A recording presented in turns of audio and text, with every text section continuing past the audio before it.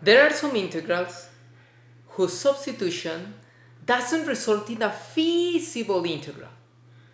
However, you found out that one part is easy to integrate. So, what to do? I'm Hugo Fim, and we will learn today how to integrate by parts. To work with integration by parts, what you need to understand or what you need to know is how to get the formula of integration by parts. And if you understand how the formula of integration by parts is given, then you will have the opportunity to apply integration by parts for situations and also know when to apply the integration by parts. So we're going to go to this type of integrals about integration by parts.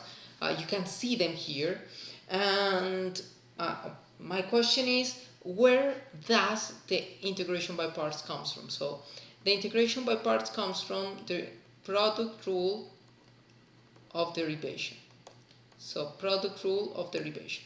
And the product rule of derivation states that if you're going to get the derivative of u times b is going to be equals to u times derivative of b plus b derivative of u. Okay?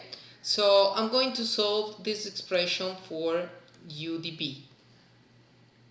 So I just need to subtract by b du this side. So u db is going to be du times b minus b du. Okay?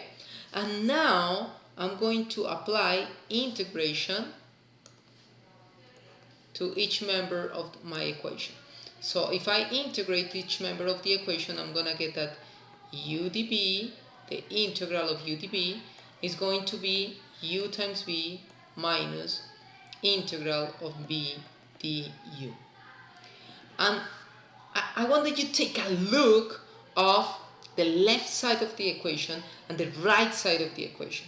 Because if you see the left side of the equation, you will notice that you have u and the derivative of b, that you're not going to use the derivative of b on the other side. You're going to use just b. So you need to find out some part of the integral that is easy to integrate. Okay, because that's what you're going to call db. And the other part will be something that you can differentiate, because you're gonna need du. Okay, so there are many rules, there are many options, there are many ways to do the integration, but at the end of the day is intuition. So what you need to think all the time is, okay, from the functions I'm seeing in my integral, which are easy to integrate and which are easy to derive. Sometimes to differentiate. Sometimes one of the functions is very easy to differentiate, meanwhile the other is going to give you a really weird expression.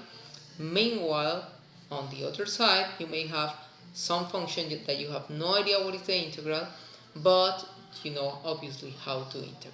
So this is how we're going to apply the integration by parts.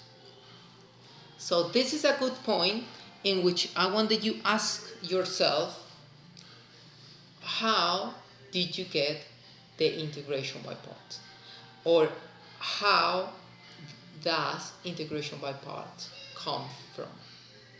Okay, so I hope that you answered, comment in the text, because it's important for you to take a little moment for you to think, okay, what I'm seeing right now and why or how does integration by parts come from. Now let's go. We're going to apply this integration by parts to an example. I'm going to use the first example, this example that is here, integration of x, natural logarithm of x dx. Okay, so now you need to think, now take a look of what will be the integral, the part of the integral that is easy to integrate and which part of the integral is easy to differentiate. So either say that the part that is easy to integrate is this dx with the dx, because maybe we don't know what is the integral of natural logarithm of x, so I'm feeling that it's easier to integrate this. So these are the parts that I'm going to choose as dB.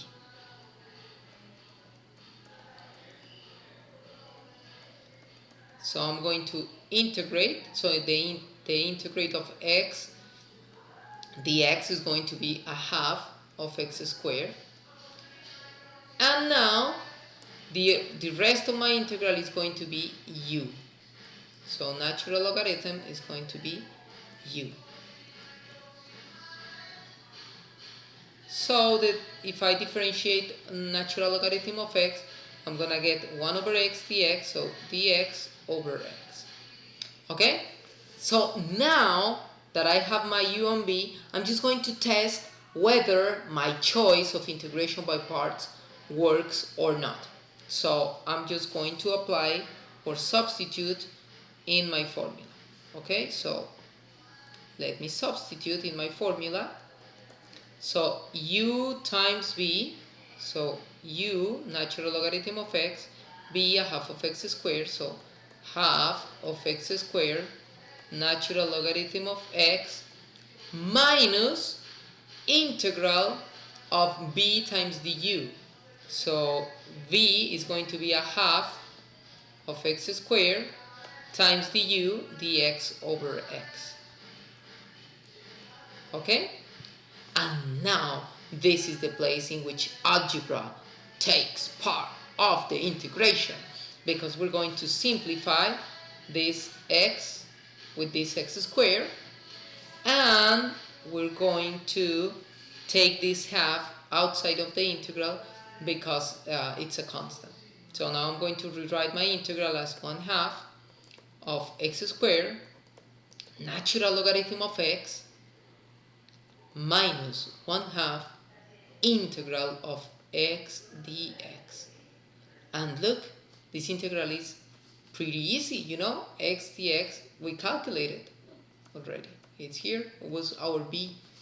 So I just need to integrate a half of x squared natural logarithm of x minus a half times a half of x squared plus our constant.